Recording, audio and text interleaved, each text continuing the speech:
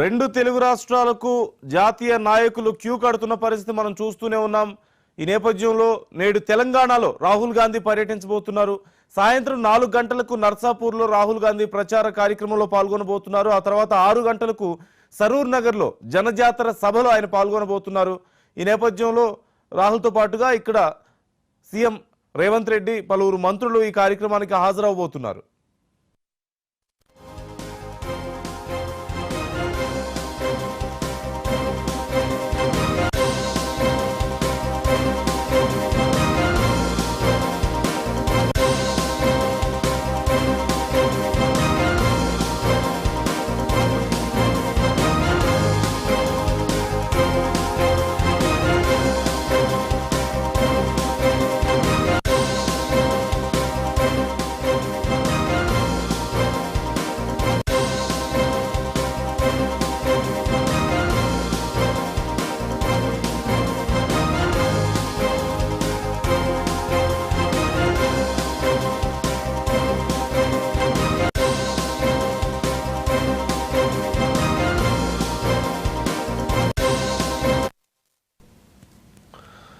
తెలంగాణలో రాహుల్ గాంధీ ఈరోజు పర్యటించబోతున్నారు. సాయంత్రం 4 గంటలకు నర్సాపూర్లో రాహుల్ ప్రచార కార్యక్రమంలో పాల్గొనబోతున్నారు.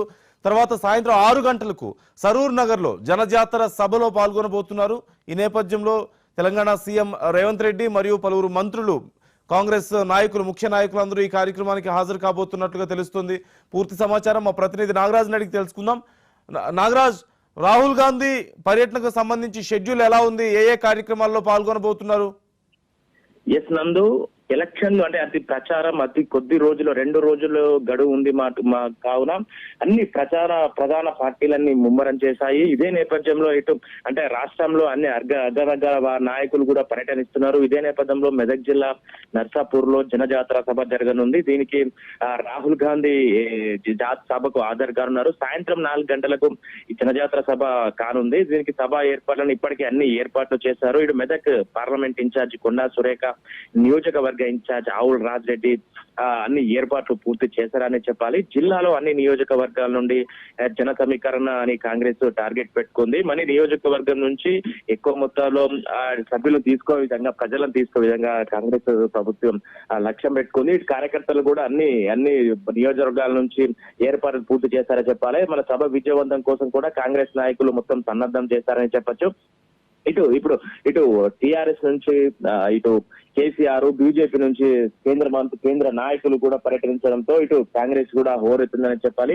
ఇటు ఈ పార్లమెంట్ ఎలక్షన్ సందర్భంగా ప్రజలకు కొన్ని రోజుల్లో 2 రోజుల్లో గడువు ఉంది కాబట్టి ఇప్పటికీ చాలా మంది ఆ నగర నేతలు కూడా పర్యటిస్తున్నారు. అందులో భాగంగా కాంగ్రెస్ పర్యటిస్తున్నాడు. ఇటు కాంగ్రెస్ నాయకులు కూడా కార్యకర్తలు నూతన ఉత్సాహం నింపడానికి రాహుల్ గాంధీ ప్రయత్నిస్తున్నారని చెప్పొచ్చు. ఇప్పటికే కట్టుదిట్టమైన భద్రత ఏర్పాట్లు, పోలీసులు కూడా అన్ని యంత్రాంగం ఏర్పాట్లు పూర్తి చేశారు. ఇంకో ఎండాకాలం కాబట్టి ఇటు వేసవికి సంబంధించిన సభకు ఎలాంటి జనాలకు ఇబ్బంది కలగకుండా అన్ని ప్రూఫ్ సంబంధించిన టెంట్లు గింట్లు అన్ని ఇప్పటికే పూర్తి చేశారు.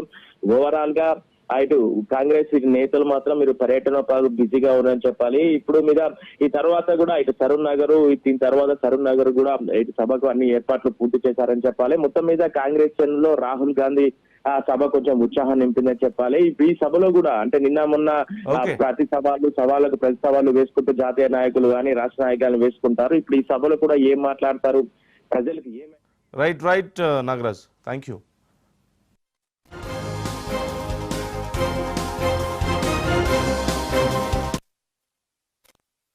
హ్యాపీగా ఫీల్ అవుతున్నారు. ఒక పక్క రాహుల్ గాంధీ గారు బీసీ గణన చెయ్యాలి అని చెప్తూ, బీసీలకు ప్రాముఖ్యత ఇవ్వాలని చెప్తూ ఇక్కడ బీసీ క్యాండిడేట్ను కూడా డిక్లేర్ చేయడము, మరి మెదక్ జిల్లా ప్రజలు చాలా సంతోషంగా ఉన్నారు. మరి ఇది అంతేకాకుండా ఈ మెదక్ నుంచి ఇద్దరు కూడా ఇక్కడే గత సీఎం గారు ఉన్నారు, ఇక్కడే హరీష్ రావు ఉన్నారు. మరి ఇది చాలా టైట్గా ఉండేటువంటి కాన్స్టిట్యున్సీ అయినా కూడా మేము ప్రచారంలో చాలా రకాలుగా వెళ్ళి సీఎం గారు ఇప్పటికే ఇక్కడికి 2 సార్లు వచ్చారు. మళ్ళీ ఎల్లుండి కూడా సీఎం గారి ర్యాలీ ఉండబోతా ఉంది పటాన్ చెరువులో క్యాండిడేట్ కాన్స్టిట్యున్సీలో. ఈ లోపల రాహుల్ గాంధీ గారి మీటింగ్ కూడా పెద్ద ఎత్తున జరపాలని చెప్పి రేపు 3 గంటలకి కార్యక్రమాన్ని మేము ఏర్పాటు చేయడం జరిగింది. దాంట్లో భాగంగా ఇక్కడ పనులు ఎలా జరుగుతున్నాయో పరిశీలించడానికి జరిగింది. దాదాపు 200 మంది కెపాసిటీ ఉండేటువంటి స్టేజ్ వేస్తూ దాదాపు 50,000 పైన చిలుకు మరి ప్రజలను ఇక్కడ మొబిలైజ్ చేయడానికి మేము కార్యక్రమాలు చేస్తూ ఉన్నాము.